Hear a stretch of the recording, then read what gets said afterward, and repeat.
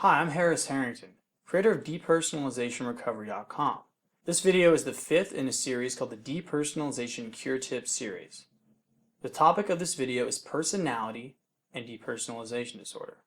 People that acquire depersonalization disorder tend to have a certain personality type. They tend to be highly sensitive people.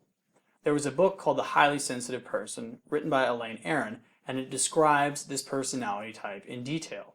Highly sensitive people process information in their brains more deeply than the regular population. They also tend to be more sensitive to stress. They have a lower threshold for what constitutes stress. Now, people who are highly sensitive are probably going to experience more trauma than those who are not highly sensitive. Elaine Aron talks about how within the highly sensitive group, there is a subset that is highly sensitive, and they constitute maybe 20% of the highly sensitive group. My opinion is that most people with DP are in this highly sensitive group. They're very sensitive. And so when they experience a traumatic situation for a long time, depersonalization can result. People who are highly sensitive are oftentimes very attuned to other people's emotions. They can often tell what people are thinking just by a quick facial expression. They are very moved by the arts, and they experience the world very differently from non-sensitive people. Another thing that helps us understand the personality type of people with depersonalization disorder is something called the Myers-Briggs Personality Type Indicator, also known as the MBTI. There was a poll done among people with depersonalization, and it found that 80% of people with depersonalization are both introverted and intuitive. I want to explain what introversion and intuition means in the MBTI system. Introversion is where you're very focused on the inner world of ideas, and you tend to be less connected with your body, and you're less connected with the outside world. In other words, introverts focus psychic energy inward on the world of ideas. In addition, introverts tend to get very drained when they're in an extroverted setting. So when they're in a social setting, it's not that they're antisocial, it's just that they get very tired and they like to spend time alone to sort of recharge their batteries. Intuition is where people think about very abstract ideas. They're not so much about the details, but about things like theories and abstract principles.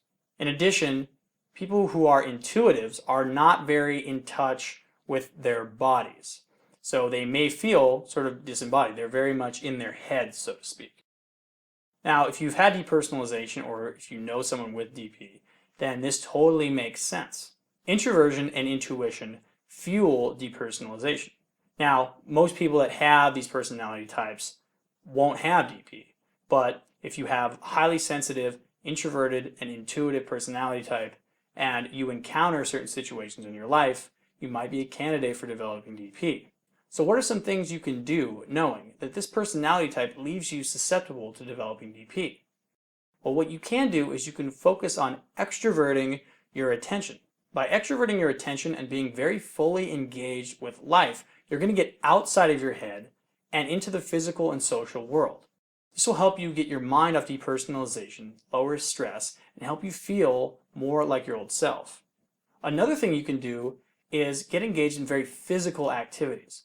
So people who are sensors, which is the opposite of being an intuitive, these people are very in their bodies. They like to focus on sports and physical details. So it's very important that you do things that are very physical to get in touch with your body, to feel more embodied. People with DP tend to feel very cut off from their body. Another construct that helps us understand personality in DP is something called fantasy-prone personality. Someone who has a fantasy-prone personality is someone who has a very fertile imagination. These people can often not really tell the difference between their fantasies and their real life.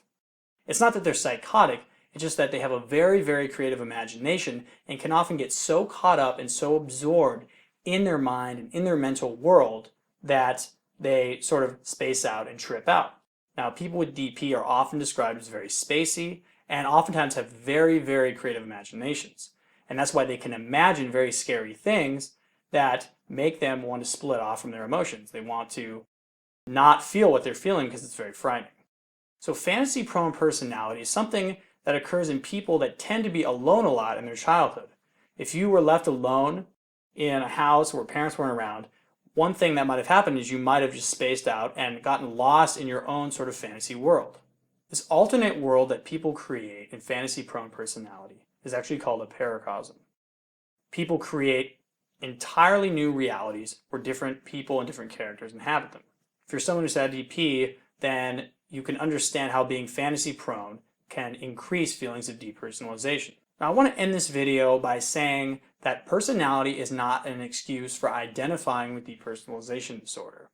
Depersonalization is not a life sentence, and you weren't destined to be depersonalized for the rest of your life. That's not what I'm saying with this video.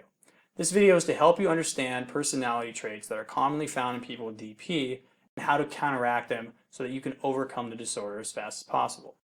So I hope this video helped you answer some questions, and check the link below for the accompanying article which talks about this topic in more detail, and check out my website depersonalizationrecovery.com.